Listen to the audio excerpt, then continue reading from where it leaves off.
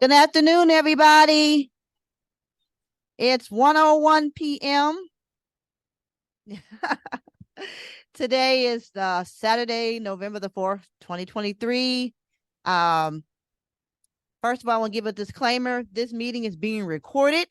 So just know that anything that you say will be posted on our YouTube channel. And a quarter of Janae. So just want to give that disclaimer that we are recording the meeting and that will be posted to our YouTube channel that we have for the chapter. So good afternoon, everybody. We're going to get, I'd like to bring this meeting to a start. My name is Janae Miller. I am the president of the ACB Columbus chapter, American Council of the Blind of Ohio, Columbus chapter. First of all, I would like to welcome everybody. And I'd like to welcome Eula. She's a new member who's recently joined. Yay. And also like to welcome back Angie. She was here at our last meeting in October. She's also new as well. And so Ed is not here today. So I think Mr. Tucker might be filling in as secretary unless someone else would like to take notes and meeting minutes. Well, he's going to have the recording to refer back to. But still, sometimes it's good still to have somebody write it down, even though we have the recording. Yeah. Well, I mean, I have to use the recording to do the minutes, so that's what'll happen. So you won't see them for a while. Oh, okay. All righty. So can we take roll call and see who's here? Take attendance, please. Oh, let's start with the folks in the room. Then we can go to Zoom. Okay. So we'll let Lee take the mic around. I think Janae Miller is here. I think she said that. Yes, Janae Miller is here. Lee Tucker. Angela Brown. Troy Sullivan back in the house.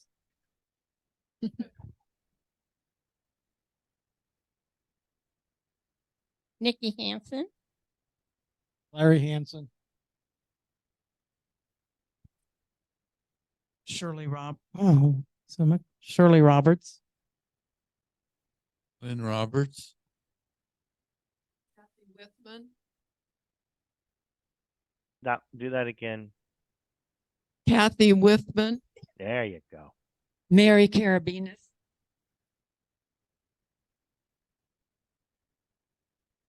Melody Holloway. You didn't get on at all. Melody Holloway. Gail Baldwin.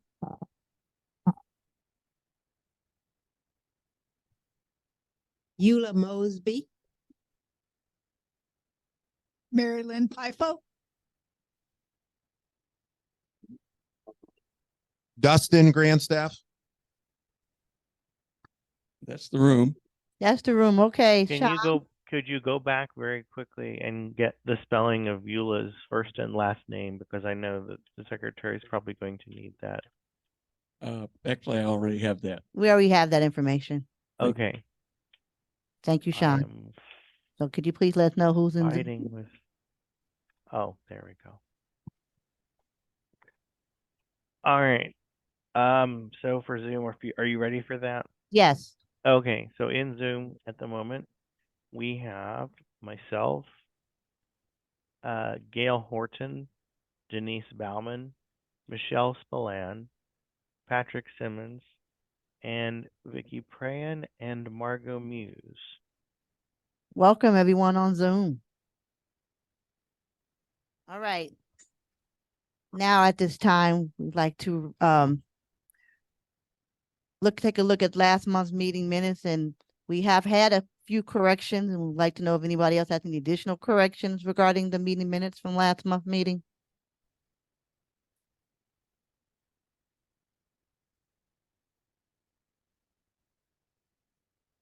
Any more corrections? Any more corrections to the meeting minutes from last month? Yeah, there were two corrections. There were two corrections, and they were resent out. Mm-hmm. Plus, also a mention was made that the August and September minutes were read and approved at the previous meeting. I had a couple of corrections that I sent to the list, and the only reason I did that was because I didn't want other people to send them again.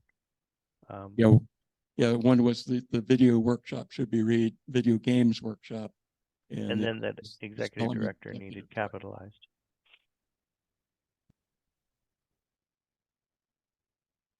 I am not seeing any raised hands in Zoom at this point.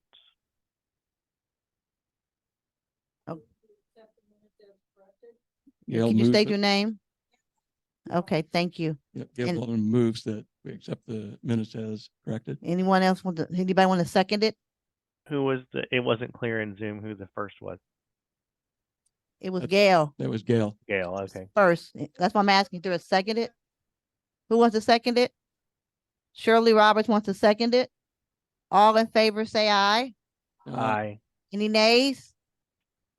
The meeting minutes have been approved. And Catherine Bister has arrived in Zoom. Hello, Catherine. Okay. We will let Lee do the treasurer's report, and then we were going to take care of a few other things before we go to elections. We have elections today for vice president, treasurer, and we have 3 board positions that are up for election. So Lee, could you please present our treasurer report, please? Thank you. For the period October 14th, 2023 to 11/3, yesterday, 2023, checking account balances, ending balance $18,536.20, a decrease of $1,021.42. Dues are coming in. We have $210.69 in dues. Network for good. Expenses, the Fall Fest invoice finally came in, and that was paid $1,000. And let's see, and then for the convention, we have sent a check for $1,000 as a diamond sponsor. And also there's $200 in door prizes that we have reserved. That's $10, $20 bills. And I'm still receiving notifications that people went to the national convention. Actually, one of them is a late check, so that was paid, and particularly late cashing. And the other one was a new notification. AT&T ever present, $16.11, and a Zelle fee of $1. We have outstanding, in order to keep everything in balance, we have an outstanding balance of $1,021.42 that hasn't been cleared the bank yet. And one check of $35 was voided. We now have a charge card, and that was for $11.43 for batteries. The reason we have the charge card is because if that we have trouble with a transaction or something like that, it's easier to get rid of the stuff on a charge card than it is the debit card. So the only reason I'll have a debit card should be used now is to actually deposit money in the bank. People helping people, no change, ending balance $2,745.60. Savings, no change, $6,243.85.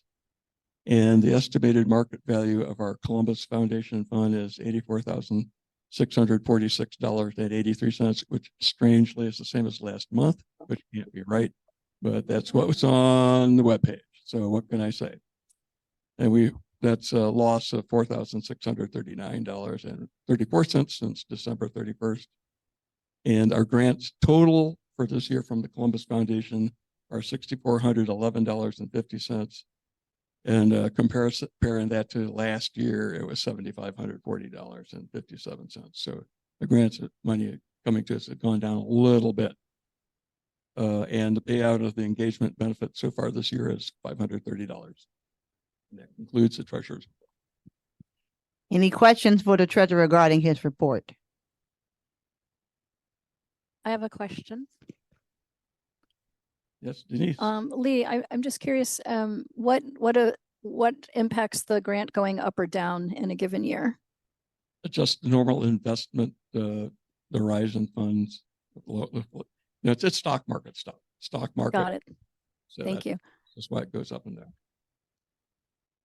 And remember that we're mostly focused on income in those funds, and they have actually, they're Vanguard funds, and we have left them alone for eternity, as far as I can tell. Just let them do their thing. Any other questions regarding the treasurer's report?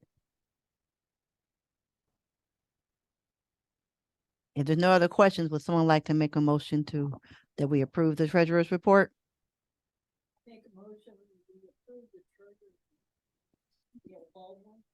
Who would like to second it? Gail Baldwin makes a motion to approve the treasurer's report. This is Sean, I second.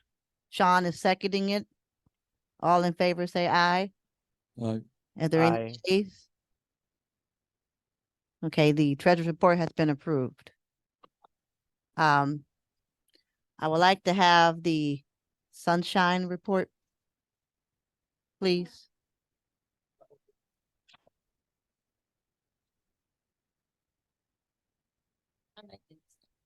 Paul Purnell was seen in the clinic last week without his arm. And on November 6th. You're not in the microphone, Nikki. Yeah, you gotta get right up close to that. Okay. You're so quiet. Okay. Paul Purnell was seen in the clinic, I think it was this week, regarding his arm. And on November 16th, he will have outpatient surgery to remove a melanoma on his collarbone.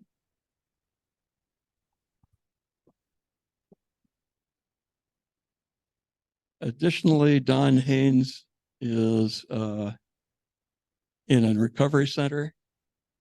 He had a fracture of the femur immediately below the hip joint, and it's expected to be there the entire time, 4 weeks. And his recovery path has been uneven so far, but he's feisty. He was feisty yesterday. And you said it was Paul Purnell. Did I hear that correctly? Okay. Okay. Thank you, Nikki, for the sunshine report. Okay. Can we have the people helping people report, please? Sure. I spoke with one person at length who wanted to ask questions about qualifying for the program and also specific items that are fatiguing rapidly, that one of which might need to be replaced. So that completes the report. Okay. And that was Denise for those who Denise speaking. Yep. Thank you, Denise. You're welcome. Now I would like to have a report from the ACB Ohio crew of anything that we need to know. Any news from ACB Ohio? Vicky, Sean, Michelle, anybody have any news? Just convention, of course, next weekend, next Friday, Saturday, Sunday.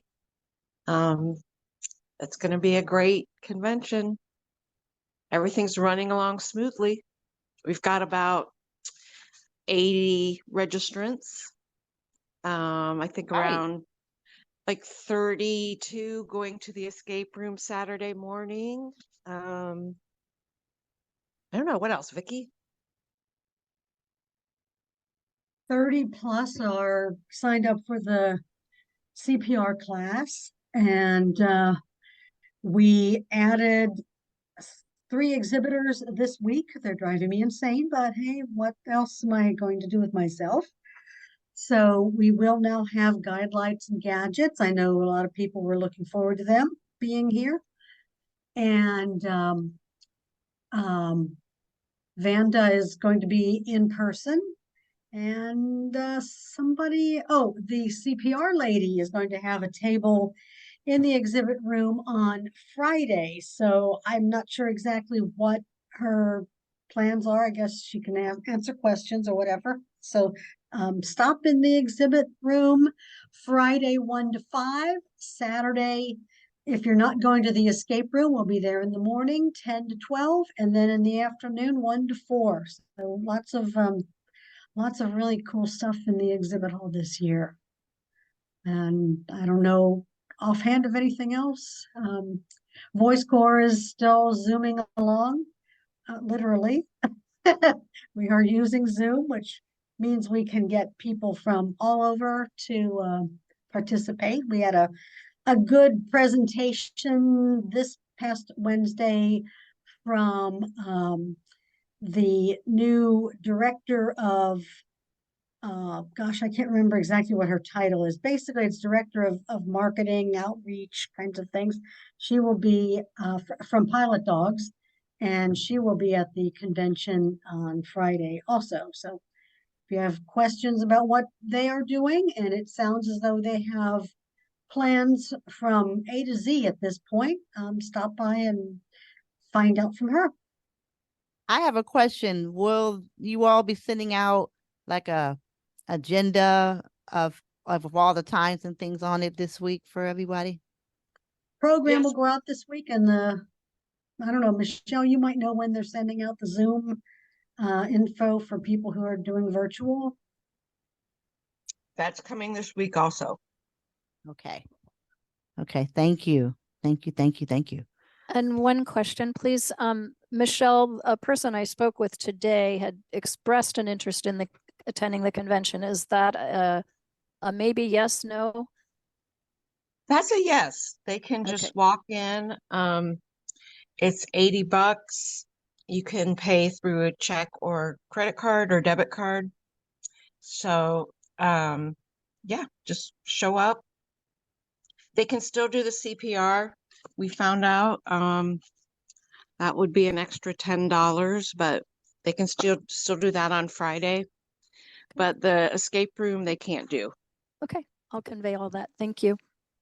You're And just welcome. remember that $80 doesn't even begin to cover the 4 meals. Well, it begins to.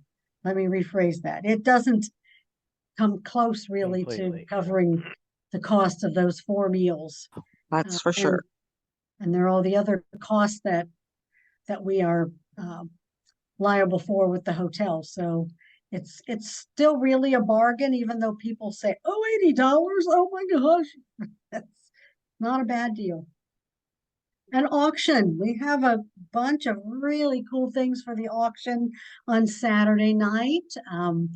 Things from wine and chocolate to some really cool blankets and things, and oh gosh, all sorts of other products. There's some Mary Kay and some Avon things, as well as what is it? Glen somebody's soaps and candles and just all sorts of things. So you might want to check that out too. And bake sale during the banquet. Brownies, cookies, pies, all that. During the auction. During the auction, I believe. Oh, I'm sorry. I'm sorry. Yeah, we don't want to spoil our food for the banquet. Right. We have cheesecake. I mean, it's Yeah. not dessert. Yeah, cheesecake is the dessert. So you probably can take those other things home. Cookies, Rice Krispie treats. Oh, yum. Ooh. Isn't that I kind don't of know. cookie There's too? always more room for dessert, at least for me anyway. Totally agree, Sean. Yes. Good dessert. I know you mentioned Bluetooth speakers and smart TV at one point for Yes, the auction items. those will be there. And see, I never remember the technology things because they're beyond me. But we'll have those. And I know that Barry of Guidelights and Gadgets is donating one of the telescoping canes that people seem to really like, that he's had now for a bit. So that is low tech. I think he's proud of some kind of pouch he has now to carry the iPhone with the camera pointing outward as well. And that reminds me, free IRA throughout the conference. Thanks to Ood. And we'll have Janine there too, if anybody wants to talk to her about IRA. Yes. Yeah, it's probably, if you've never used it before, you probably want to, at some point during this week, get the IRA Explorer app. That's the new one on your phone, and get signed up. As long as you don't give them payment information, you are considered a guest with the service, and that does allow you to attend the convention for free. So get it raring and ready to go so that when you're there, you're not scrambling if you really feel like you're going to benefit from their assistance, and their agents are amazing. And for those people who are tactile, the 3D printing folks are providing tactile maps of the hotel. I'm not sure exactly how that's working. I don't know if you request one or if they're just going to pass them out. I don't know. Michelle, have you heard anything specific about that? My understanding is they're going to have just a few of them around. I'm not sure of the locations. Yeah. All right. Well, we'll find out more, but those It can would be make sense that they would useful put too. that at their exhibitor table, but that Oh, may they'll not probably be. have that there, and they'll also have other things at the exhibitor table. And Yeah. I understand some things they're giving away, and they may have some other things to sell. And those 3D printed things are so amazing, so cool. We have a question.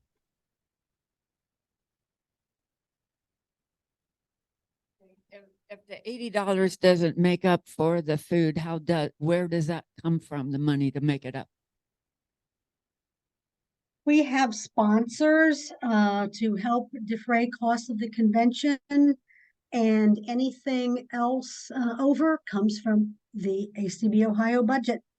We budget a certain amount every year to cover convention costs.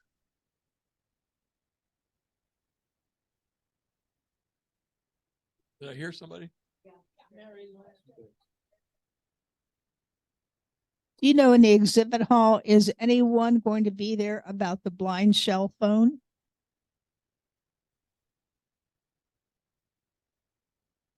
I don't know because I don't know who is carrying that these days.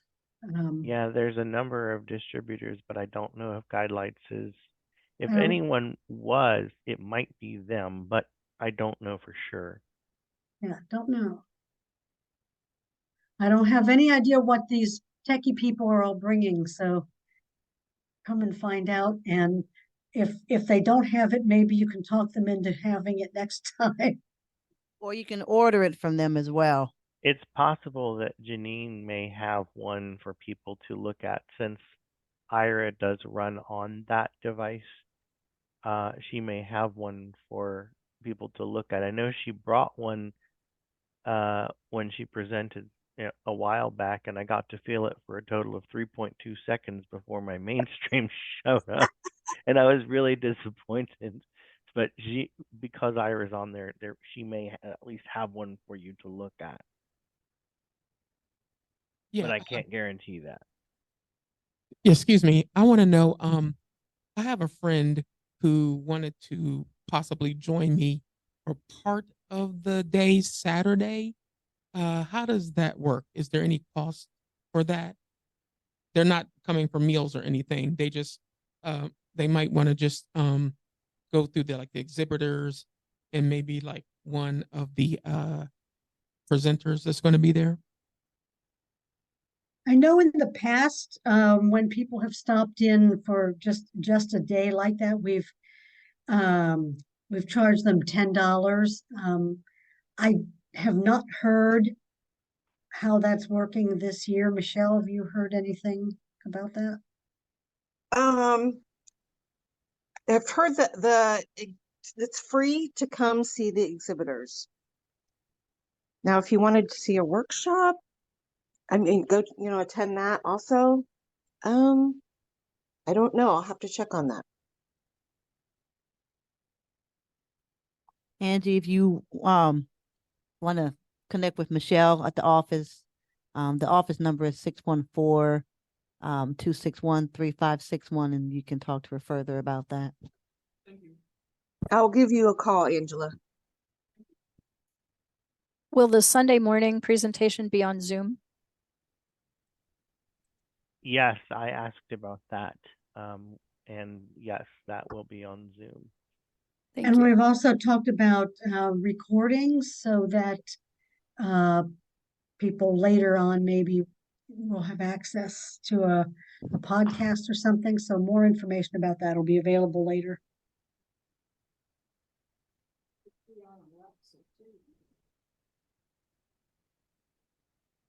we'll get more information about that later. Okay, so I think we've heard everything regarding the convention for now. So at this time, we would like to begin our elections. Could I get some help from the nominating committee? One more thing? Okay, hold on, one more thing. Real quick, this is when we sign up for next year's membership. And so 2024, you probably received a mailing, $15 to join up. And there are so many ways to sign up for membership that I can't count them all, except it's 4. By check, cash, Zelle, and PayPal. Some brave soul actually did that, which is sort of amazing actually. But anyhow, and by the way, if you sign up for membership for 2024, that covers this year as being a membership too. So you know, because that means you're eligible for the Christmas dinner. So. Now, one thing that may be the case though is that if you become a member at this point, and we can get some more clarification, but you may not be able to vote at the convention because you cannot vote at the convention next week because our Constitution requires that you be a member for 30 days before the convention. So, but you'll have voting privileges for next time.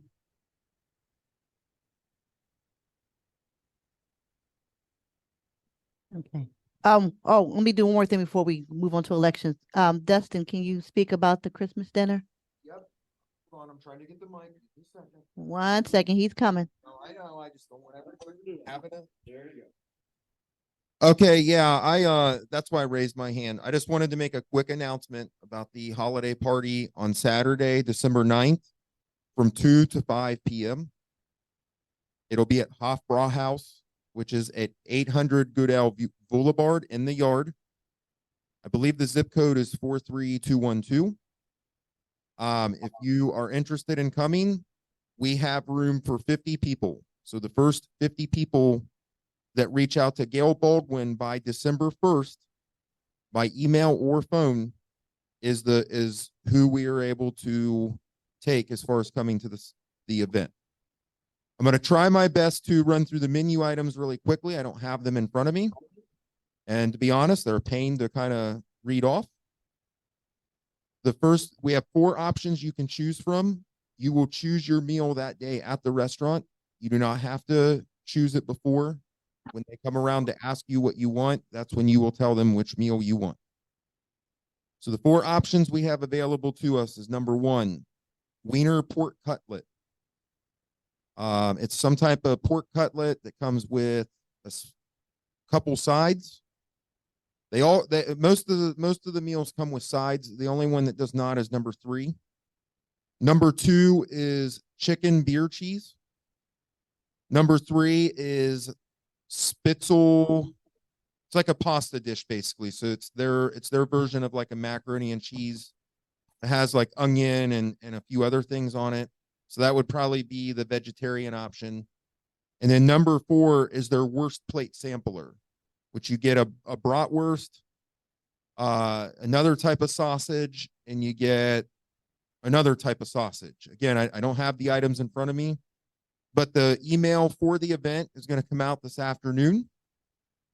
And it will have all the details in there, and it has all the menu items in there. And you also will get a pretzel with beer cheese, and they call it Haas salad with each meal that you choose. The chapter will cover the meals. If you order any alcoholic beverages, you will be responsible for it. You'll need to make a tab at the bar. Please keep in mind that if you do open a tab at the bar, please tip appropriately. I don't know what else I need to cover on this. Yeah. Sounds pretty good. Yeah, that sounds good. That's the basics. Thank you, Dustin. Okay. All right. So, now on to elections. This is my first time doing this. If I could please have some help from the nominating committee, which is, I believe, Vicky, Gail, and Melanie. To refresh us who is up for election and what well, I stated earlier, we have vice president and treasurer who are up for election and 3 board positions. So if we can get some help from our lovely ladies for the election, that would be great. We didn't talk about this, girls. So, Gail, you did it last year. Do you want to do it again this year?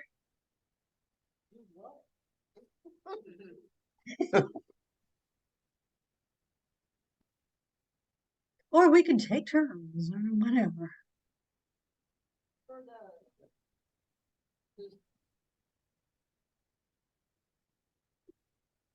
For the position of treasurer, I twisted Lee's arm until he said yes. But he's up for treasurer. And for vice president,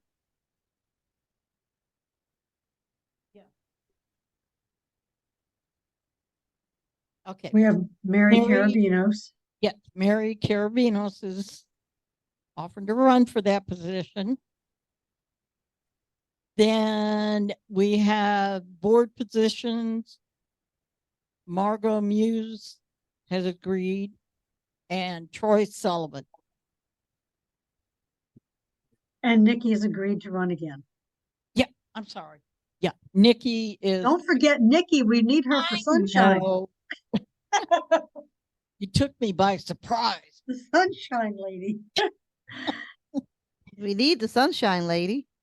Yeah. So, and that's the slate of people. So since we have a slate, is there anybody who would like to be added from the floor?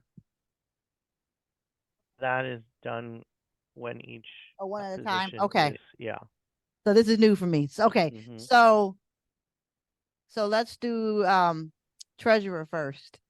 So is there anybody from the floor who would like to run against Lee for the treasurer position? Do we have to say it 3 times? Ask 3 times. Yes.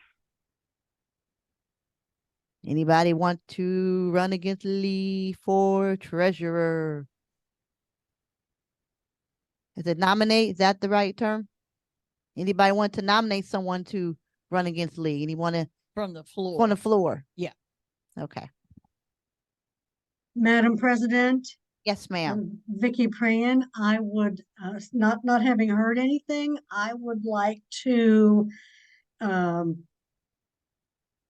haven't done this in a year, would recommend that, That we close nominations. yeah, close nominations and, elect Lee Tucker by acclamation. Okay. All right. Do we have to do a vote or? Does anybody want to second her motion here for I'll closing? second Gail Baldwin. All in favor, say aye. Aye. Aye. Any nays? Lee is treasurer again. That's what you say He now. said it's the last time. All right. All right. The next position is vice president. Vice president, Dustin is not running again. So is there anyone who would like to nominate someone from the floor? Well, we have Mary Karabinos. Yeah, like Mary Karabinos. So we have Mary Karabinos that is on the slate. Is there anyone else who would like to nominate someone from the floor? It's gonna be easier, Janae, if Gail can handle this, Oh, okay. Oh, just to I can? eliminate confusion. Okay. Gail doesn't think she can, but okay. You can Are do it, there Gail. any nominations from the floor for vice president? Any nominations from the floor? Last call. Any nominations from the floor? What?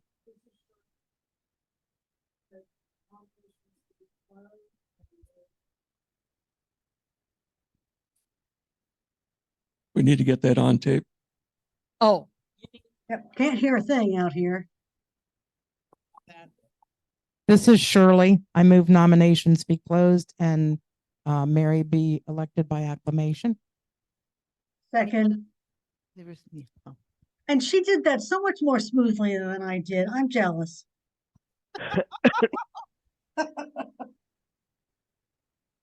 All those in favor? Aye. All those opposed? Congratulations, Mary. Mary's the new vice president. Hey, Yay. Yay. Okay, now we have board positions. Margo Muse has agreed to run. So are there any nominations from the floor? Any nominations from the floor? Pardon?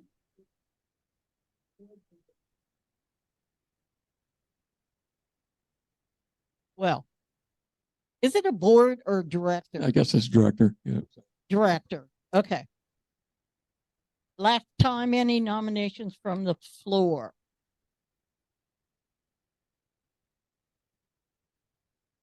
So what, does that mean that Margot's? So this is Sean. I'd like to move, since no nominations were heard, that they be closed and Margo Muse be elected by acclamation. Second. Lee All Tucker, those second. in favor? Aye. Aye. Anyone opposed? Congratulations, Margo. All right. The last position, You actually got 2 more to go. oh, I keep forgetting Nikki because she's already been on the thing. Okay. All right, let's go ahead and do Nikki. Nikki is agreed to stay as a director. Are there any nominations from the floor? Any nominations from the floor? Last call, any nominations from the floor?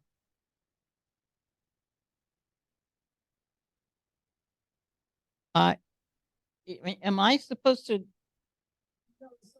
Somebody else needs, okay, that's. Yes.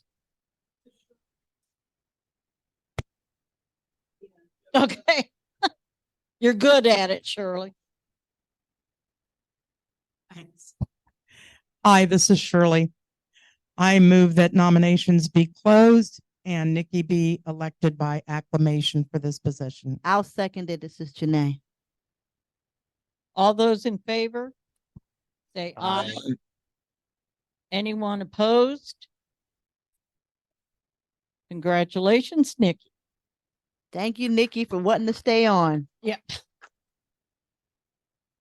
Okay, last but not least, Troy Sullivan has agreed to run. And are there any nominations from the floor? Any nominations from the floor? Any nominations from the floor?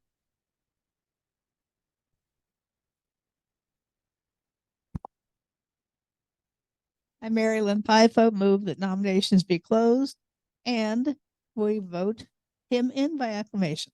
I second that. This is Janae. All those in favor? Aye. Aye. Aye. All those opposed? Congratulations, Troy. All right, Troy, welcome to the board of Yay. directors. Yes, and we had a good committee. Thank you, Melody. Thank you, Vicky. And thank you, Gail. Okay. Last thing on the meeting agenda is, do we have any new business we need to attend to or talk about? Any new items anybody needs to bring up? Any concerns? Any questions? Any comments? Any questionable comments? Any countable questions? Anybody know? I What's must the confess, I state didn't, score? I talked over someone. Did that get heard? It does. Go ahead, Denise. What? Okay. Just to mention again, if there are those interested in a first aid class, we discussed possible dates for March 16 and March 30, believe. I'm doing that off the top of my head, my apology. And I did get a couple, 2 responses thus far.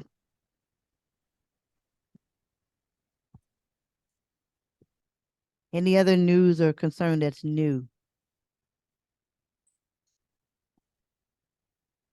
Okay. If there's no other news, I would like someone And to I please. promise you, Zoom is being quiet. I'm not overlooking them, but they are apparently very satisfied with what's going on. Thank you, Sean. Okay. Would someone like to make a motion that we adjourn the meetings? I believe we have a speaker today. I so move, Lee Tucker. Second. I second. Gail Baldwin. Wait, hold on. Lee made a motion that we adjourn the meeting. Who would like to second it again? I second Denise Bauman. Okay, so Gail and Denise. So let's let Denise have the second here. So Denise Baldwin has seconded. All in favor, and I. I mean, Gail. Gail said it Bauman? first. Okay. I thought I said Ballman. Ballman. Yeah. We know who they are. Yeah. Okay. So Denise, Lee made a motion. Denise seconded. All in favor, say aye, please. Aye. Anybody opposed? The meeting has been wonderfully adjourned. And so Denise, I believe we have a speaker. I don't think the speaker will be coming in on Zoom. So They are not here yet. no, So I wouldn't expect, because we're not at 2 o'clock. Yeah. Well, we definitely have time for the engagement. Okay, Yeah. let's do the That's engagement for benefits sure. since the We're doing speaker's that not here. now. Yeah. All right. Everybody's put their hand out there. Oh, and last time, that's it. And last time somebody didn't get a bill, but if all of you, 18 of you raise your hand, I won't know who it is. So somebody does, who knows? And I don't, who knows?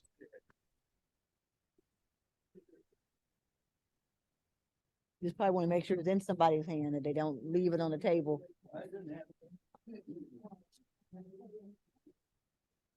you. How much is this? No. Is it 5 or 10? I can't remember. It's $10. 10, okay. Everyone have a good one. I'm taking off. Thanks, Dustin. Yeah, no problem. So I'll have the email sent out this afternoon. It's all done. I just needed to check on one thing, and I got my answer. So. All right. Bye, Elsa.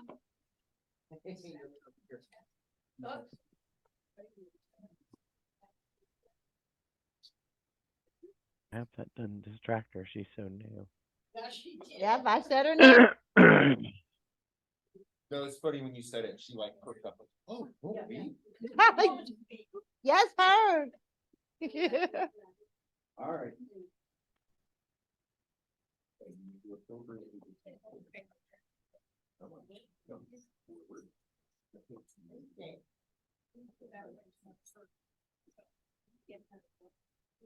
We have had a couple of Zoom folks leave, and that's Wow, okay. record time. I didn't realize that we were rolling along so well that it's a 1:45.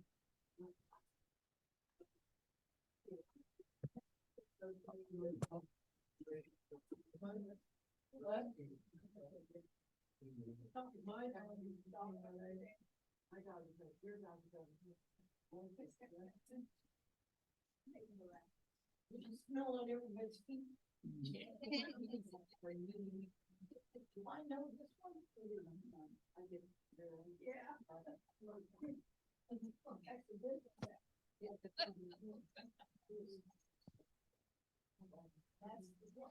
I don't have my audio set up anymore, so I can't play any interesting things over Zoom for people. You could sing to us, Sean. I used to be able to do Your that. voice really suffices, actually. Way different. Way. I have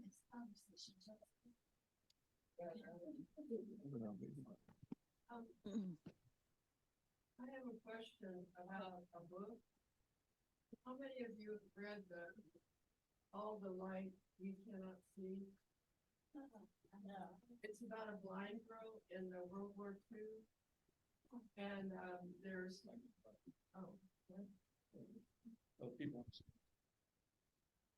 Hello, Shawnee.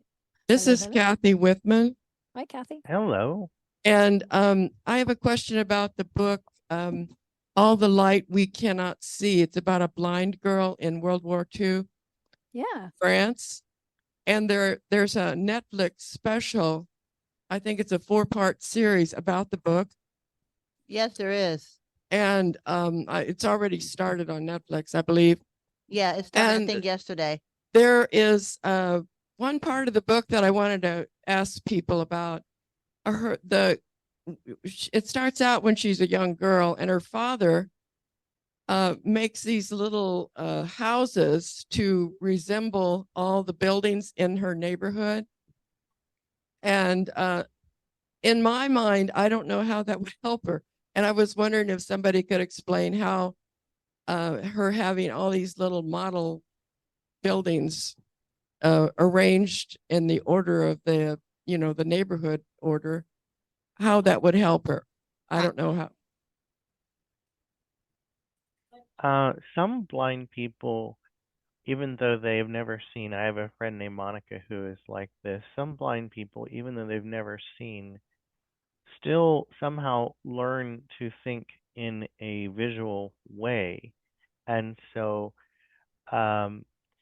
she was saying that sometimes when she would do orientation mobility, she would bring marshmallows and straws and have the O&M person, construct, little maps of where they were going. And she also is able to, she is a web developer, and so she is able to create websites that are not only accessible but look good. And she said one of the things that she likes about her iPad is that she can touch the screen of the iPad and work out from that how the website is laid out on the screen. I have no idea how she's able to do that. I am a very auditory person, but there are some people that really do benefit from maps or diagrams or, as you were saying, models of buildings laid out in a particular way. Some blind people can do that. Others cannot. Some who have seen before may have a better ability to do that than some of us who have never seen anything, but that isn't always the case. So I don't know if that answers your question or not. Yeah. I was going to say the same thing Sean was saying is, probably for the purpose of orienting her to her surroundings in some way, shape, or form, helping her to know what's next to her, what's behind her house in her neighborhood, so that she doesn't get lost if God forbid dad's not there to protect her. And that's one of I would say this is one of the few aspects of blindness that at least this particular show seems to be getting right, at least for a subset of blind individuals. Some people really do benefit from that kind of thing. So in this case, I would say they're doing a decent job of actually reflecting the experiences of at least some blind people who are visual learners and visual thinkers. Well, the young lady that's playing this role, she's blind herself, so I'm sure. Awesome. Yeah. Yes. Oh my God, that makes me so They happy. did a story on this 4-part series on CBS Sunday Morning last week, and I saw them interview her. She is blind herself, and so I'm sure as they have been constructing this, I'm sure she gave her input in her life experiences, and so yeah. Yep. That almost makes me think I should Yeah, resubscribe. Kathy, Melody has her hand up right next to you. Can you pass her the microphone?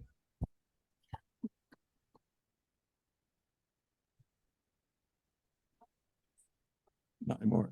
The lady's name is Aria Miller. I saw the Sunday morning episode and I was trying to find just the segment on YouTube, and I don't know how to do it to post that particular. I'll find it and I'll post it for you guys. I'll find it. Yeah, that's something else I would love to know how to do is to take a portion of a longer YouTube video and share just that portion. I feel like there's a thing on the mobile app that says, no, I'm thinking of Audible. Create clip is Audible, not. Well, you can download them, and if you can get it as M4A or whatever it's called, then you can edit it. Oh, okay, that could work. The Chuck Atkins among us can probably do the editing like that, probably. Hey, and I don't know if Gail Horton is hanging on right now and quiet, but at least some of you PHP people are here now. May I ask you a question? Sean and As Lee? long as you're okay with it being on the recording, yes. Oh, yeah. Denise, what was the question again? I had to unmute myself. It's a PHP question. I just wanted to ask you guys something we could consider, but I realize since PHP is for everyone, it would be good to have some of our information at the NFB state convention. I'm going. Sure. Okay. So Did you say you're going, Lee? I am going. Yeah, Yeah, he's going. To the I'm NFB just convention? curious about what the other side of the fence looks like. I mean, Yeah. they're Fair enough. colored green or what? I mean, So Well, maybe we could find out who, to see if we can bring some of our literature and our forms or something, or speak about it, or. Good idea. No, I'll take stuff with me. Okay, cool. Thanks, Lee. Oh, please don't ask me that. I mean, because it's I confuse the name of the hotel with a street that our convention is going to be in. It's in a hotel that's north of 270. Our speaker just joined the meeting, so just let us know when you're good to go. Can you hear me, Brendan? He must be muted. All right, we're unmuted now. Cool. There you go. Okay, I think we're part Zoom and part in person. So when Yes, we when are. they say we're good to go, we'll be good to go. Yeah, let Denise go ahead and introduce the speaker. So Is go that ahead, right? Denise. Is Yes, everybody settled on your end? yes, we are. Oh, cool. Needs to let me screen share. Yeah. Okay, give me a minute to figure out. That may be a technical hurdle I don't know how to cross. but I can do it, but give me a second because I have to remember how. And if not, I can describe it well. It's all good. Okay, give me just a moment. I'll remember pretty much only I can see that. So Yeah. Yeah. I think, my mom said there'd be a couple people can see it. That's about it.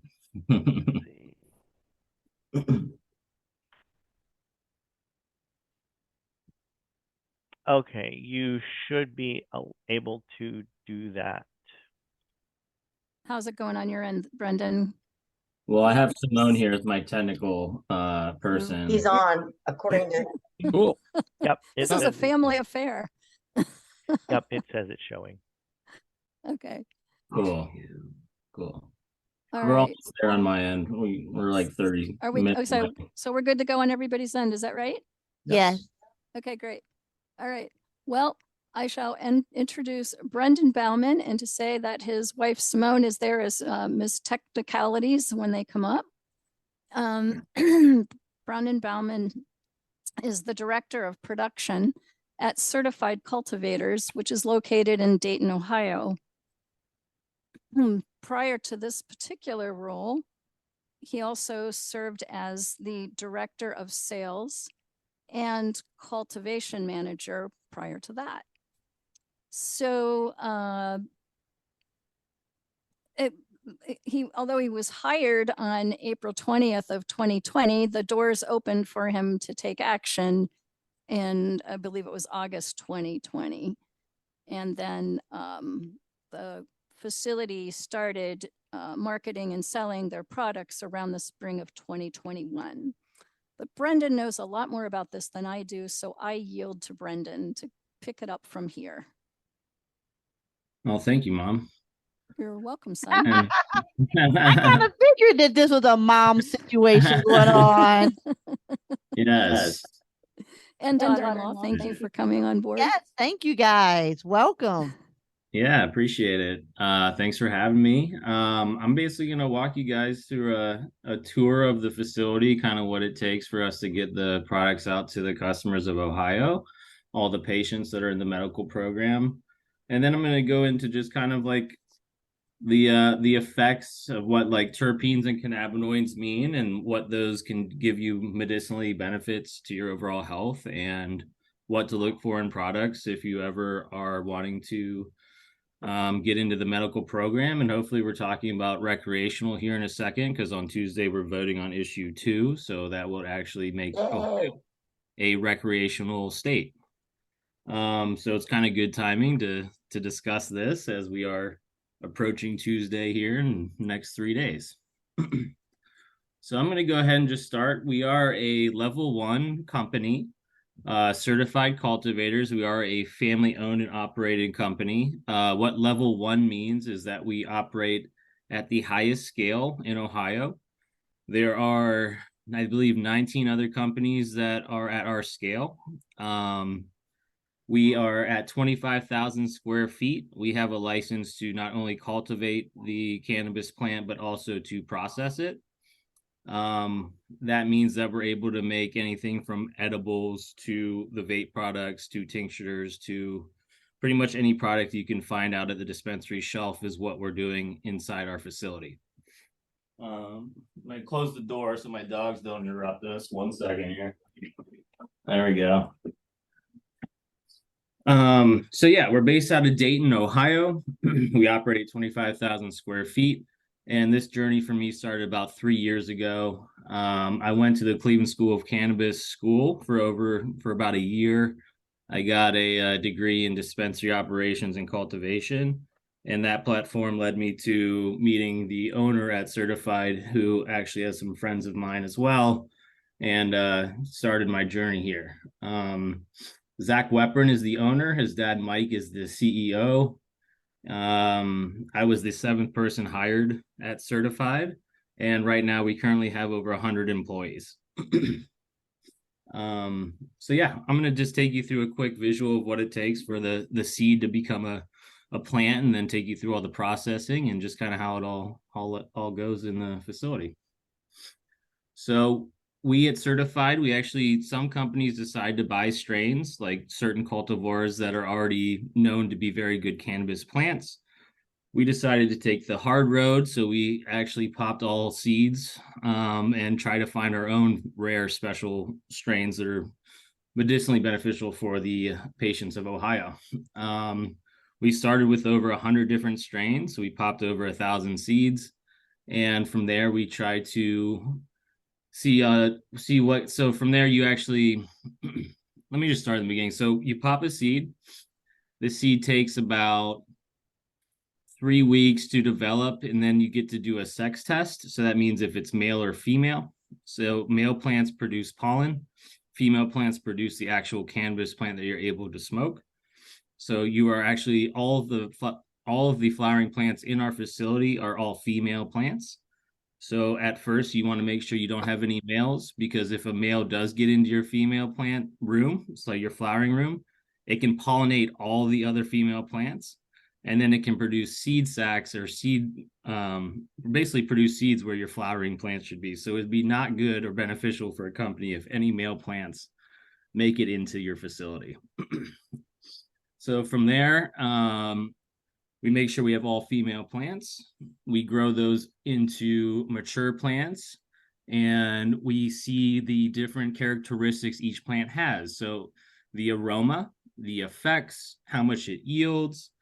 We have a 63-day window, so we want to make sure that the plant falls in our 63-day cycle. So all these varying factors go into what plants we keep in the facility. So once we found all those plants we like, we keep one plant of those. It's called a mother plant. So that's what really matters, is the moms in our facility. So a mother plant it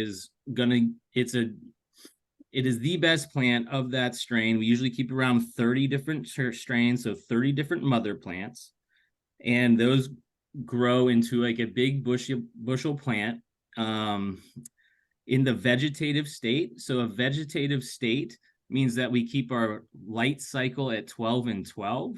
And then if the light cycle stays at 12 and 12, it manipulates nature. It knows biologically internally that if the light cycle isn't at 18 to 6, then it's just going to stay in a vegetative state. It will never flower. So the mothers never flower. They just stay big and bushy, and they can stay there forever in that state. They will never grow actual cannabis plants unless the light cycle changes to an 18-6. So we keep these exact replica genetics in our facility, and we take cuts of these moms. So one strain will take roughly 200 or 300 trimmings, about 5 to 7 inches of each branch. And then we propagate those for a 7 to 10 day period until they start popping roots out in little domes. So little microclimate domes that are very high in humidity and temperatures. And once they start popping out roots, they will go into the next stage of its life cycle, which is the vegetative stage. So from the little domes in the microclimates, about 10 days later, they'll start popping little roots out. And then once they do, we transfer those into a 1 gallon pot, 1 to 2 gallon pot with a cocoa core as our media. So cocoa core is the coconut husk, and that's what we use to actually, instead of like dirt, or there's a rock wool media that you can use, we like to use cocoa core because you can dial in the nutrients, and it's a really like even playing field for pH, so it keeps it really steady. So from there, in the vegetative state, it will live for about another 2 weeks, so 14 days to 21 days, where it's in that 12 to 12 light cycle, and it grows to about a foot tall, I would say. And then from there, it gets to go into our flowering rooms.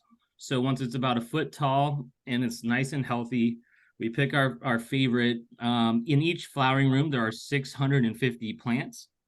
We have 9 flowering rooms going at all times. And every Monday, we harvest one of those rooms. So every Monday, we're harvesting 650 plants, roughly around a little under 100 pounds of cannabis every week. So yeah, so they get into the flowering room, and there they'll spend about 2 more months. So it takes 60 days for the plant. Once you flip those lights to 18-6, it takes 2 months for the plant to mature into a flower. And then from there, you literally chop it down and you hang dry it. So once you hang dry it, it will sit and hang dry for about another 10 days. And it will stay in complete darkness. You want the humidities to be at 60%, and you want the temperature to be lower at around a 60% or 60-degree temperature. That being because when it's a little bit cooler temperatures, the terpenes, so like the flavor you get from the flower itself when it's hang drying, it will preserve. So if the temps are too high, it will lose those terpenes, that flavor that gives it its characteristics, and it will never come back. So it's really important to keep it at a cooler temperature to maintain the effects that you want when you receive it in a jar. So after about 10 days of it hang drying, we bucket. So that means you're taking the actual plant itself and running it through a machine where it has different sized holes, and you're cutting each branch, and you're just kind of fitting that whatever size branch is to the hole, and it will run through it, and each bud will fall off as it goes through the machine. It will just pop off the buds and it will fall into a bucket. And then there you have to cure the cannabis. So after it's bucked down, all the buds are off each stem, you cure it. And the curing process is another couple weeks. So it's about 4 months from cutting the mother plant to curing your cannabis to getting it out to consumption. It's about a 4.5 month process. The curing process is very delicate as well. You again want to keep it at a cooler temperature, and you want to oxidize it. So that means burping the bags to make sure that all the gases are released and that you're getting the full flavor that you want. You're really looking for around a 13 to 15% moisture content in the actual cannabis plant itself. It's ideal for getting the effects and the aromas that you are looking for. So, and then from there, it gets to our processing. So once we've passed Well, actually, from there it goes out to testing. So in Ohio, there is a very rigorous testing that has to get passed before it goes out to a medical grade product. For instance, Michigan is 10 times over the legal limit of Ohio in terms of what would pass for microbials and yeast. So a lot of companies in Ohio have a really hard time even getting any of their products out to the shelves because they can't pass yeast and microbials at what Ohio has it set at. So a lot of our cannabis that fails here would pass in other states nearby, like Michigan, just as a reference point. So what you're getting from these companies is extremely clean and is extremely medical grade here in Ohio. So yeah, so once we pass testing, we get to package it, which we have a full automation machine. It uses vibrations and it has 12 different chambers. And you just basically set like your 3.5, like a tenth or whatever, however much you need in a bag. And this machine will find a combination and it will just put it into that jar. It will go through the conveyor belt. It will get the lid put on. It will slap the label around it with all the information you need for compliance. And then we just have a couple people put that into a box, and then we will ship that out to any dispensary here in Ohio. So we are now in 100 different dispensaries in the state of Ohio, and that number is growing by the day. We start out at 58 dispensaries, and in February they let another 72 open, and so we're right now in the middle of a little over half of those being open. So we're right around 100 dispensaries that are open in the state of Ohio. So let's talk a little bit about the products that we actually make. So we do around 20, 30 different strains of cannabis. We also process, so we make your distillate vape cartridges. We make live resin vape cartridges. We also make edibles. Our edibles are vegan, gluten-free. We use sunflower lecithin instead of gelatin. And we make 7 different variations of our edibles. So our edibles, we do one for your daytime, which I'm sure most people are familiar with, which is sativa. Indica is primarily known for your nighttime sedatives. And then hybrid is kind of a mixture of both. But from there, we kind of get into what really makes tick. Like what I like to talk about is sativa, indica, and hybrid kind of aren't necessarily relevant that much anymore. It has more to do with what terpene content and what cannabinoids are in that actual strain of cannabis that you're receiving, which will actually give you the effects that you're getting. So for instance, terpenes are found in most, things out in nature. So I'm going to go through some of the most prevalent terpenes that are in cannabis and kind of give you just a overall idea of what the aroma and effects that you would receive. And in the cannabis plant, you can expect 3% to about 0.1% are a terpene content of that overall cannabis bud. So like if it's, let's say pinene is in it. So that's pine and woodsy. You'll get a piney woodsy flavor. It will have anti-inflammatory and antibacterial effects. In nature, you'll find pinene in things such as like sage, pine trees, nutmeg, and rosemary. And these are all very common in the cannabis plant. These are 5 different ones that I'll list off. Myrcene is really interesting because it's a resistance to the blood-brain barrier and increased cannabinoid transportation to your brain. So high myrcene content strains are very good for like relaxation, euphoria. It gives you that kind of couch lock feeling. Aroma would be earthy, musky, and fruity. And that's found in things such as hops, cannabis, eucalyptus, and lemongrass. Limonene, as you might think, is found in things such as lemons, limes, and orange peels. It will give you that citrus, lemon, orange, grapefruit aroma. Effects are more in the sativa side of things. So uplifting, as you would think a lemon is. So it's an uplifting, anti-anxiety, antidepressant. Caryophyllene is found in pepper. It's found in woody and spicy. So you're getting pepper, woody, and spicy aromas. Anti-inflammatory properties, protectants, digestives, pain relief, antidepressant. Linalool, which you could imagine is found in lavender. It is good for pain relief, anti-epileptic, anticonvulsant, antipsychotic, and sedative properties. And then one of my newer favorite ones, which is found mostly in a product that's called RSO, that our company is just starting to make. It is one of the most medicinal products out there. It is known for anti-cancer properties. It was made by Rick Simpson. Rick Simpson oil was made by Rick Simpson.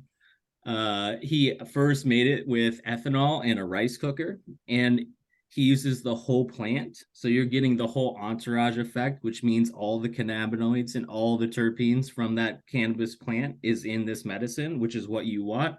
They all interact together. We all have a thing called an endocannabinoid system in our body, which regulates our body in ways that we are just now learning out, but it is a very fascinating thing. If after this you'd like to look up more about the cannabis plant, look up the endocannabinoid system, which is in all of us. It regulates so many different functions in our body. It would be another 40-minute talk. But nerolidol is one of my new favorite terpenes. It's found mostly in RSO. It's an anti-parasitic, antifungal, and antibacterial neuroprotective properties and effects.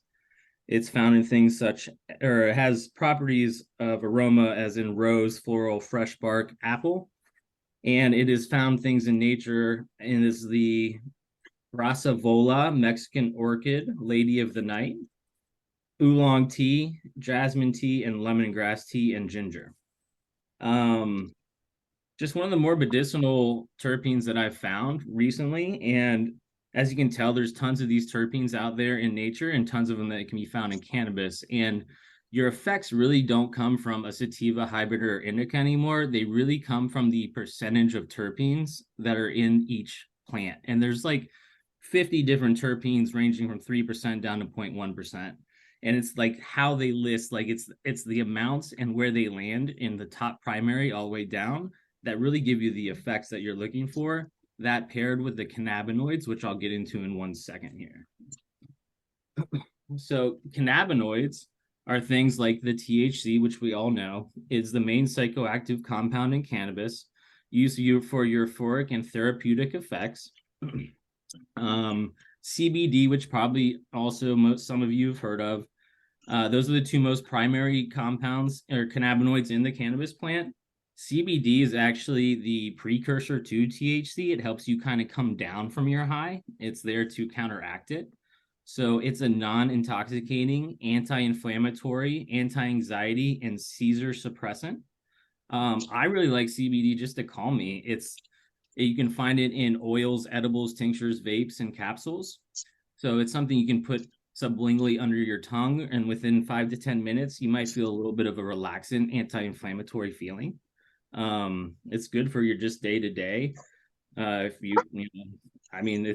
just really, really health beneficial. And I think we're just learning more about these cannabinoids every day. There's over 250 cannabinoids in a cannabis plant, and we probably know about 10 of them, like real well, maybe 20.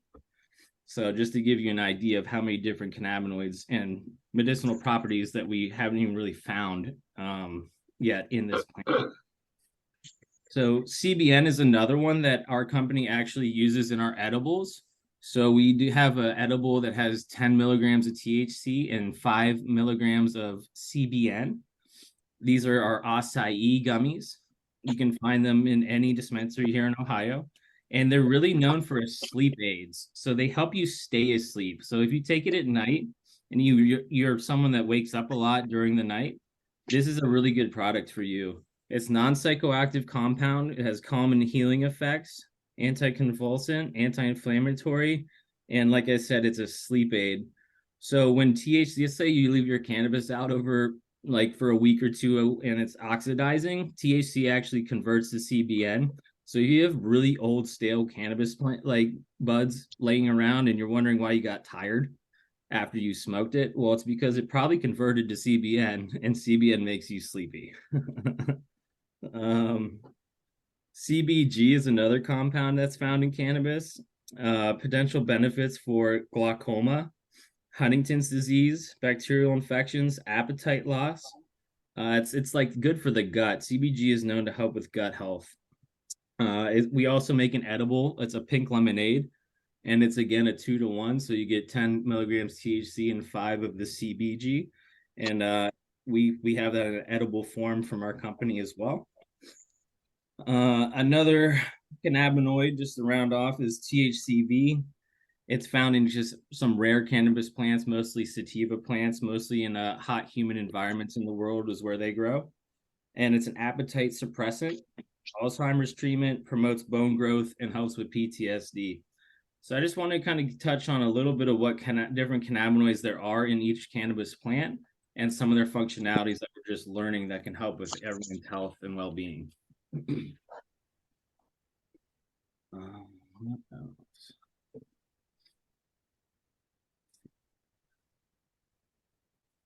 So we're a facility of 100 people.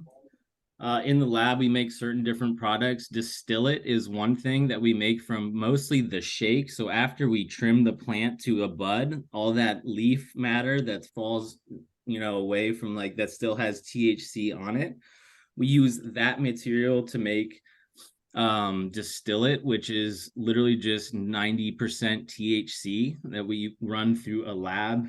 We collect it at certain temperatures. It's looks like a chemist setup, and you have all your glass beakers. It winterizes, so it takes out the fatty lipids, and it leaves you with a byproduct of 90% pure THC. That we combine with certain terpenes, and we throw those into vape cartridges that you can find at any dispensary. We have over 50 different types of combinations of flavor of terpenes for our distillate carts. We also have live carts. So live meaning when the cannabis plant is cut down, it is immediately fresh frozen. So just like freezing your vegetables, you get higher nutrient content. It's the same concept in the cannabis plant. We cut it down and we freeze it immediately, and then we extract it from there. This is known as a higher quality product. The effects are greater.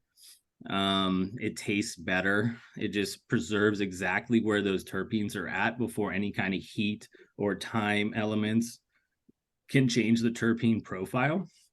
So that's one of the higher quality products you can find is anything live. So that's what that meaning is. We in our vegetative area, we have dual rows. So meaning plants are on top of plants. We have 2 different rows. There's 650 plants that go into each room. So we're harvesting 650 plants every Monday.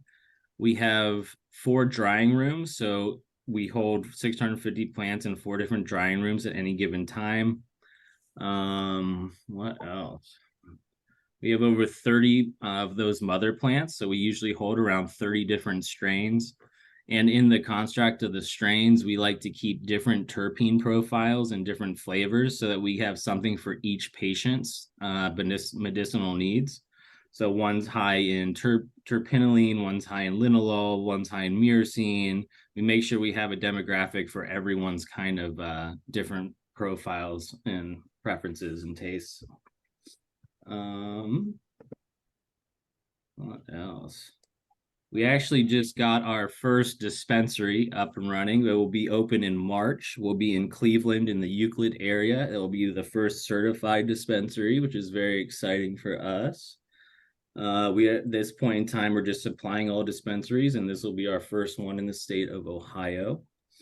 If that rec bill does go through, we are going to be going from 25,000 square feet all the way up to 100,000 square feet, and we'll be starting construction on that once the vote comes in, basically. So we are very excited to supply more products to the state of Ohio and elsewhere. What other products do we have? So we have edibles. We also have drinks. So we have little 5-hour 2-ounce drinks that we make in-house. We have 4 different types of those. We have a grape, a berry, a CBN one, which again is for that nighttime sleep aid, which is a grape CBN. And then we also have a caffeinated 50 milligram caffeinated lemonade drink. And honestly, the effects with caffeine and cannabis go hand in hand. They counterbalance each other really well and interact really well with each other. It's more of a euphoric up high, as you could imagine, compared to that grape CBN drink, which is more for the nighttime sleep aid. Those are 25 milligram drinks. There is a dosing strip on the side. So you can drink like one sip, that'd be 5 milligrams. It's kind of where I'm at as a consumer. I don't need a lot of THC to feel the effects. 5 milligrams is kind of all I need. What other cool products do we have coming out? So for the edibles, again, we have your sativa hybrid indica. We have the pink lemonade CBG, which is good for that gut health. We have a CBN one for just the nighttime, the acai. And then what else? We have tons of flower. We have over 30 different strains. Again, anything ranging from around 19% THC all the way up to 35% THC. Well, the one thing I think people don't understand is THC really isn't everything. That's why I was trying to emphasize terpenes and cannabinoids so much. Everyone thinks the higher the THC, the more effects you're getting, meaning like the higher you're gonna get. That's just not the case. It really has a big deal to do with those cannabinoids and those terpenes in that flower as well. So we're trying to lead the charge on that in the state. We're trying to like keep strains around that are higher in the terpenes than it is THC. It's kind of hard because the education is just not there yet in the program, and people really are chasing that THC percentage, but we're really trying to educate people. It's not all about that. It really is about the percentages of terpenes and what your lock and key mechanisms are, because everyone's different. I really say like everyone has to just try their own, like try different cannabis to just know what that's good for them. Pinene is a little bit racy, and then that's the one that can make you feel like too high and can kind of give you anxiety. So if you don't like sativas, if you don't need that feeling, I would stay away from pinene because that can actually give you anxiety. So yeah, I don't know. Do I have any questions at all yet so far? I feel like I could ramble on about cannabis until my face is blue here. I have a question. Yeah. And then Gail has a question in Sure. Zoom. I have a question. So what made you get into this industry, and yeah, what made you get into the industry? That's my first question. I had so many going through my head, but that's one. So what made you get into the industry? I mean, that's a great question. Honestly, I was cultivating cannabis in my basement. It helped people surrounding me, including myself, with my own anxiety and depression. And it also helped people around me. So I had some people who are dealing with cancer. I had people for different, my wife's mom has MS. And I just saw the therapeutic effects it had, and it made me want to cultivate and find these strains that gave people the best effects after a while. I had, before like it was medical and legal here, I had a couple really rare strains that just helped a lot of people out. There was a breeder, DJ Short, and he had a blueberry strain, and this blueberry strain for whatever reason gave so many people like the effects what they were looking for, and it helped them in so many ways. So I kept that around for years and years, and I mean just wanting to help people, I think, at the end of the day. And just with not over-the-counter drugs and medications that were so prevalent and killing people, like opioids, just giving people something that actually might work, that's a plant-based medicine. Gail had a question. Yeah, Brennan, this has been fascinating. In fact, I'm glad it's being recorded because there's no way I can remember all this. I have to go back through. You definitely have to have a degree in this stuff. But I did learn what CBN was, which was really helpful for me because I use that as a sleep aid. And that's been, I've searched for years. A lot of blind people have trouble sleeping. Sure. So, trying to find melatonin to Ambien. Right. But since I've been taking the CBN product, now I do have a question about this because the reason I learned about CBN is there's a website called cbdistillery.com. Are you familiar with it? I'm not, but I'll look it up. Yeah, it's advertised on certain radio programs, but it offers, and that's what I'm curious about. There are products, the sleep aid that I use has 25 milligrams of CBD, 5 milligrams of CBN, and 5 milligrams of THC. Okay. And you only have to check a box that says you're over 21 to get this stuff. Interesting. And there is also one called Unwind Synergy, which has the same amount of THC and CBD, but it doesn't contain the CBN. And I was just wondering if you, in fact, it's called Delta 9 THC. Yeah, okay. So yeah, Delta 9 is actually the one you want. Delta 8 is the loophole that you can convert. So Delta 8, you can convert it from the hemp derived plant. So you can actually, like, there's a way in chemistry to convert hemp into a THC that isn't as prevalent, like isn't as intense. And that's like that loophole. So if you see like THC products in your local stores, that's usually Delta 8. Because it's a loophole in the laws, and they're actually deriving it from the hemp plant, and not just a little bit different effects than the Delta 9 that you get in your cannabis plants. I don't know, like I don't want to dive in too deep, but that's the loophole why you're able to buy those products. It's a different way they're manufacturing it, I guess. Okay. Yeah, because they're probably, I mean, like I don't need a lot of THC. That's Right. 5 No, and milligrams it's is enough good for that me. I will say it's good to get different cannabinoids, so CBD with the CBN, like the entourage effect I'm talking about. The more like that's why Rick Simpson oil is so good, is because it gets everything from the plant into this product. It takes everything. It has all the cannabinoids and all the terpenes, and it puts it into this little tar, and all you need is a grain of rice size to feel that. But the entourage effect in general, like, so more cannabinoids working together means that it would work better in your body. I firmly believe that if you have the more cannabinoids, it's just gonna work better medicinally speaking. That's why distillate carts, like the trim, when I'm talking 90% THC, where that's like the hot dog water of cannabis. Like it's really just, it's not going to be medicinal for you. It's going to give you a head high, and it's not where it's at. It's really about all those different cannabinoids and terpenes working together. Thank you. I have a question, but I'd like to make sure the physical room goes first if there are any before I. Troy had a question. Okay, so I buy mine online as well. It's good for my nausea and anxiety. And I'm wondering, it says it's legal, so I'm wondering, I know you checked the box to say you're 21 and over. How am I able to get it online without showing a card or anything? I'm just curious.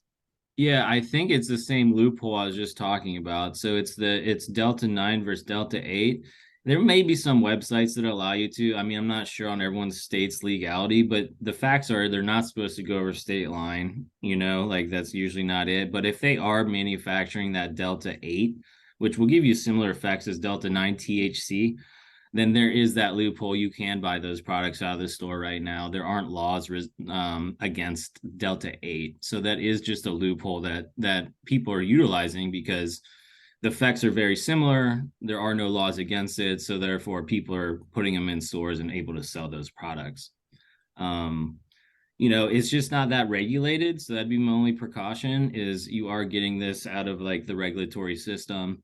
Hopefully on Tuesday when it goes recreational, you guys can just go ahead and get it here in the state, because we really do care about it being quality and that it doesn't have any kind of yeast, mold, bacteria, heavy metals, nothing. The way it was processed, it's clean. So, probably not terrible, but you just don't know where you're getting it from, I think, on those online loopholes.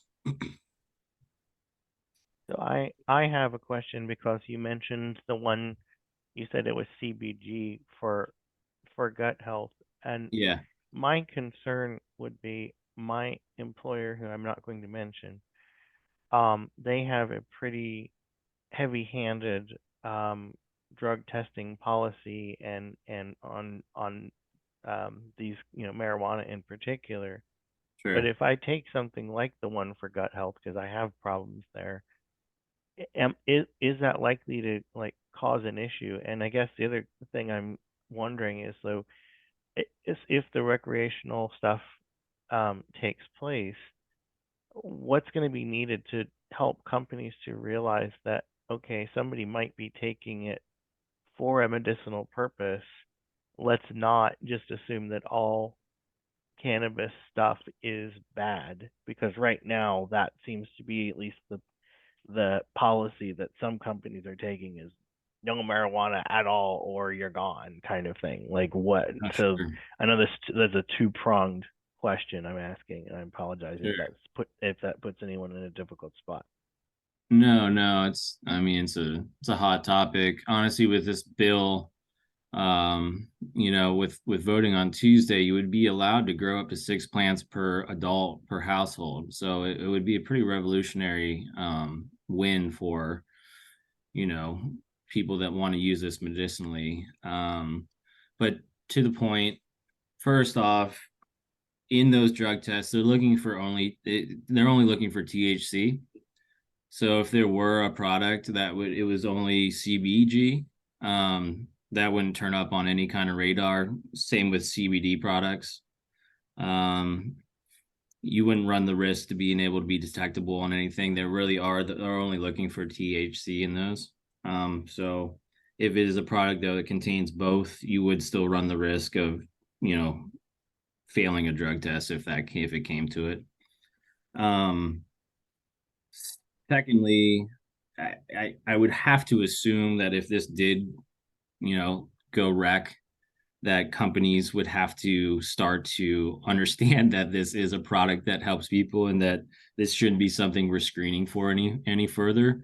It may take up to like a year, I think, to implement some of those policies and procedures, even after voting it recreational. But I would have to assume that even some of these bigger companies that are a little bit outdated with their ethics and viewpoints or whatever would have to fall in line with the law. And I could see, I guess where I'm coming from is I could see it being an issue if you were using it while, during working hours. But if you're not, if you're using and ultimately, if it were me, I would like to try and find something that was just the CBG only. But now the way it works is you're getting penalized even if you use it at nighttime and not anything to do with your working hours during the day. And so that's kind of why I'm hoping things will change, because what they might be able to say is, okay, we'd rather you not do it on working hours, but if you're doing it at night, we're not going to ding you anymore. That's kind of what I would like to see. Yeah, certainly. And I really think it will move in that direction fast. And all the polls show that this is going to pass. We're at a 58% pass rate up to today. So our company, and we're in line with a lot of the people and reps.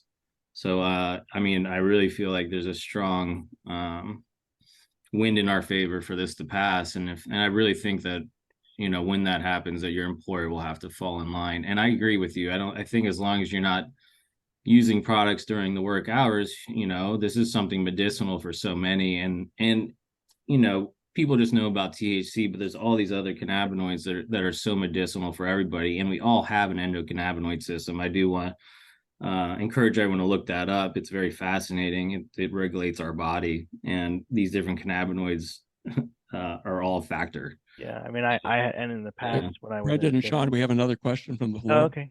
Go Sure. on. Yeah, hi. I wanted to know, do you guys have any topical creams, lotions, or anything? The reason I'm asking, my aunt, before she passed away, she had really bad back pain and she had neuropathy in her feet and legs from diabetes. And she was on opioids. But with opioids, the more you take, your body adjusts and the more you need. Yeah. And when they would not up the prescription and she was still in pain, I was like, I don't know what to do. And somebody suggested CBD oil. So I found a resource. I got some for her and it worked for her. So amazing. the tincture under the tongue and the it was like a massage oil that had it, and Yep. it really helped her. So do you guys have any thoughts for the future about topical things? Yeah, so we don't right now. We are in your just four major categories at the moment. We do like the vapes. Where RSO is our newest product, so I'm really happy we're bringing out that medicinal product. Cannabis plant itself and edibles, but there are a lot of companies here in Ohio that do the topicals, and I have employees and friends that use them, and they help them and they work. So I'm glad you're able to find that product, and they are in the dispensary level. I could even give my mom maybe some reference points after this that she could share different products that I think are high quality in the program, and she could maybe disperse those to everybody. But I'm big on the tinctures. If medicinally speaking, just a sublingual like CBD tincture, even the onset's 10 minutes. You get the effects fast, and it's just a really healthy way. You're not inhaling anything through your lungs. Edibles and tinctures and tropicals are really medicinal ways to take the properties of the cannabis plant. I have a question. Yeah. My name is Shirley. And I guess my concern, and I don't know how much you want to get into this part of it, but they kind of overlap a little bit. My concern with, this voting issue that's taking place about the recreational marijuana. And this also, of course, could affect the medical marijuana as well, that I know already has gone into law or into effect. But I wonder how much this is impacting people or could impact people who are using these products and then driving. I mean, we have a number of impaired people out there driving with alcohol and things like that. So I realize this isn't the only thing, but it seems to me, I'm just wondering how much research has been done on that, and what we're going to be adding out there as far as safety on the roads, and how much research has been done even with the medical marijuana, since this is something you're, of course, more familiar with at this time. That's a great question. There are states, I know there is law enforcement has been trying to come up with a device similar to a breathalyzer for alcohol. I have seen presentations, I've seen different states kind of try to implement this process, but I don't know if any state really has come to a great understanding or conclusion of how that might work. I feel like the degree of difficulty would be being able to regulate how soon after that person consumed the cannabis itself. I do agree that there should be some sort of regulatory measure put in place for those that are, consuming cannabis and then getting right behind the wheel immediately. It does impact your your reactionary times. You tend to drive slower when you're under the influence and those nature. So I do agree with you. I just don't know if we've as a society been able to figure out how to regulate that as to yet, but I'm sure it will happen. But that's a good question. Because I agree. I don't think people should be out there just, consuming tons of cannabis and driving around. It does impair you a bit. It doesn't impair you like the degree of alcohol, for instance, but it still is, it still alters your reactionary times. Say, Brendan, I have a question. I assume you're like you are, that the law is going to pass here in Ohio and likely all over the country. What do you see about the competition landscape out in the future? I watch gamers playing on Twitch and stuff like that, and there's Red Bull. So is there a future Red Bull cannabis coming up, or what? Yeah. Man, the competition's here in Ohio. I'll say that we have every big MSO here because of the way they set up the law to begin with. All you had to do was own and operate for 1 year, and then you could sell your dispensary or license to whoever the fuck you wanted. So all the big players are already here in Ohio. They grow the worst cannabis you could ever imagine. They're like the Walmart So all those big name brands, I would recommend not consuming their products if at all, if you're able to, like kind of support the more local guys here in Ohio, which would be Clutch, Buckeye Relief, Galenas, Certified Cultivators. These are all the local entities that are actually caring about the plant and trying to grow not moldy and not overproduce and run their employees into the ground type cannabis. Those Cresco, there's Columbia Care, there's the Botanist you guys probably know of, GTI, which is owned by GTI. All those kind of companies are in every state, and all they're doing is putting up another building and trying to grow as much cannabis as they can. But in general, the market will explode. I think it's going to be really interesting because it's going to come down to who can operate, who can grow, like who can yield the best, who can grow the most quality cannabis. It's going to become a very at first it's a race to who can get everywhere first, and then it's going to come down to quality though. I really believe that this plant's going to be a lot like the wine industry, where you can have cannabis that stays really high in price because it's grown with love and care and certain terpenes and cannabinoids that are rare, while you can get a bottle of wine for $5 that's just produced as fast as it can and high in alcohol and high in THC or whatever. So, but in general, there is going to be a boom in the field. I think there will be a bullish once the full rec happens, though.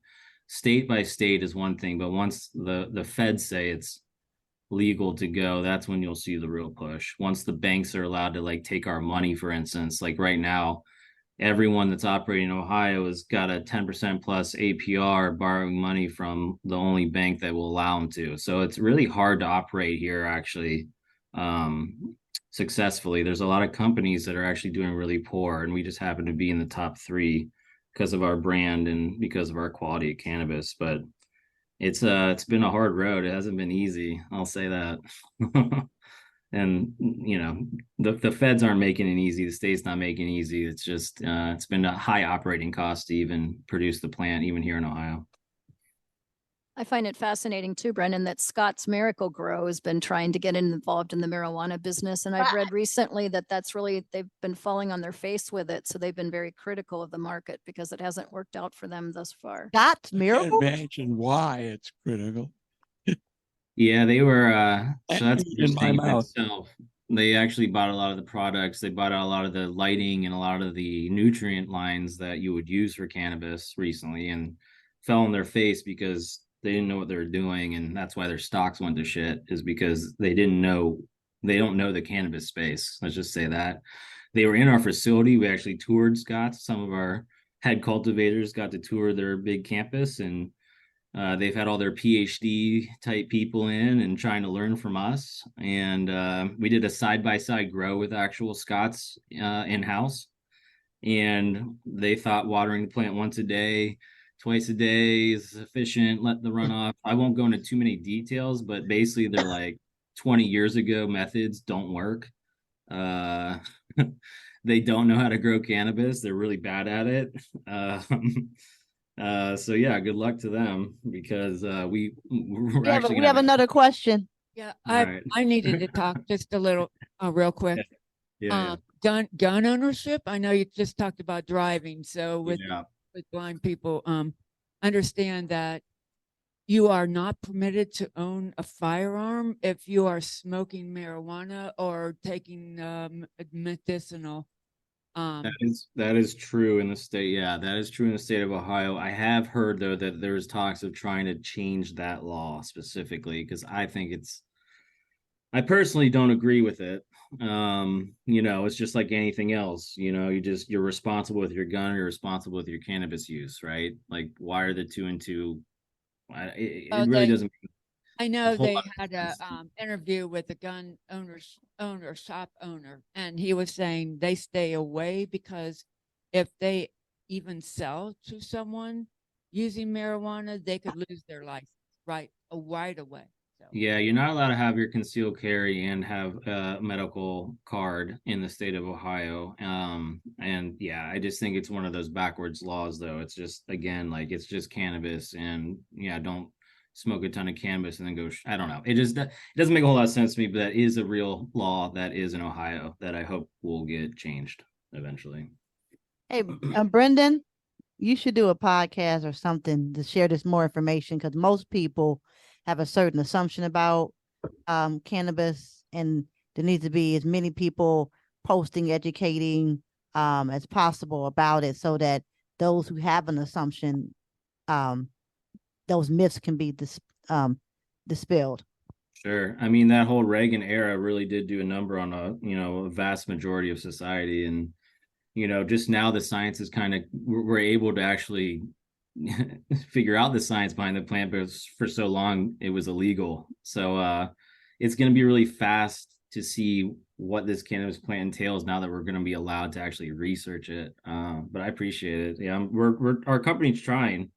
We're trying to educate the masses, but right now even the market still just thinks THC is the best. So that's how far we have to go. It's changing minds one at a time. I still have a question. Oh, hey Lee, we gotta go ahead. Okay. Several years ago in California had the marijuana growers, illegal marijuana growers, according to the news, they could not make money because it was so much more expensive, the good cannabis versus the black market, and people went back to the black market. Has that changed? So yeah. So, man, California's laws are bad. So I'll just go ahead and say they made regulatory laws that would benefit people mass growing lots of plants. Kind of left out the whole mom and pops that have started the whole culture out in the Emerald Triangle out there. So it's really disheartening, honestly, that the state took that approach because it is running a lot of those mom and pop operations out and allowing the bigger operations to thrive. No, it has not changed in California, and it is still there is still obviously a black market because of the way the laws are being set, because it's cheaper and sometimes even higher quality to get it from your friend out there than it is to get it from the shelf. So there's a lot to talk about that, but that's just kind of my gist on that subject, I guess. But there's a lot to diverge there.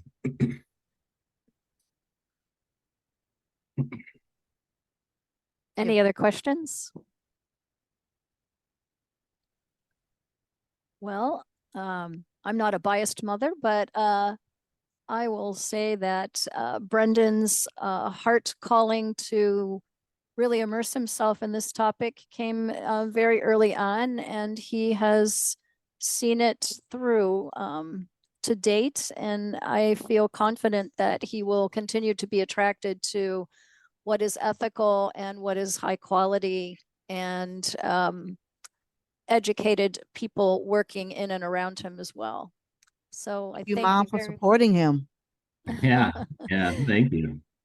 So I thank you and Simone for sharing the beautiful giving up beautiful outdoor time, since you all live in so much nature all around you down in Yellow Springs, and for coming on today. And I think it's been enlightening for all of us. There's something that I'm sure each of us has heard for the first time. I really appreciate you thinking of me, and it's been a pleasure to have this dialogue with all of you today. And I hope that, each one of you does go home with a little bit more knowledge on the subject, or spark something to look a little further into and see if it can help something for you beneficially medically. So I appreciate it. And maybe you'll take your dogs Elvis and Darwin for a nice long walk now. Oh, we did that before. We're gonna do it again though. I mean, it's so nice out there. Oh my gosh. They too, just for anybody that wants to know, in case a few of us want to get together for a late night hike, they are leading the full moon hikes down in Yellow Springs from 9 p.m. to 11:30 p.m. It's a 4-mile hike, but just for anybody that would ever be interested, Glen Helen is just a beautiful area down in Yellow Springs, Ohio.